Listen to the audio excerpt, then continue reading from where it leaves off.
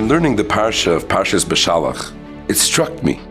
The Torah starts off and the Torah tells us that Klal Yisrael listened to Moshe Rabbeinu and they went back. They started heading back towards Mitzrayim. And Rashi brings from Chazal that it's bringing out the praise of Klal Yisrael, the shvach of Bnei Yisrael, that they didn't complain and they said, Ein lanu elo divrei ben Amram. And they went right back to where they came from.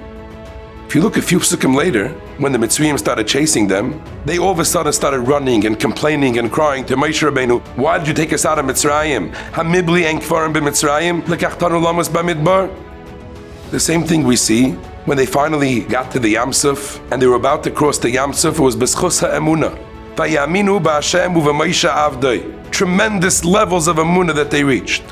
But a little bit after Kriyas Yam Suf, there was no water. They were thirsty. Payiloinu. They started complaining again. Did you take us out in order to die? And the same thing happens with the man. And the whole parsha seems like one seesaw. Sometimes they're on a high, and sometimes they're on a low. What do we learn from this? And I think the Torah HaKadosh is teaching us a tremendous yesod. We don't judge our successes by our failures. If one was successful, and at that time they said, Ein lanu ela divrei ben Amram. If one overcame a nisayon, which was hard for him to overcome, the fact that the next day he had the same nisayon and he wasn't successful doesn't diminish in any way the success that he had the day before. And it's time to pick yourself up and try to succeed again. We tend to judge ourselves in a general form. Am I generally successful or am I generally a failure when it comes to Inyanei Ruchnius? It's not like that.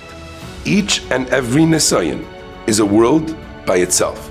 My success in this nisayon has nothing to do with the fact if in a different nisayon I wasn't able to overcome.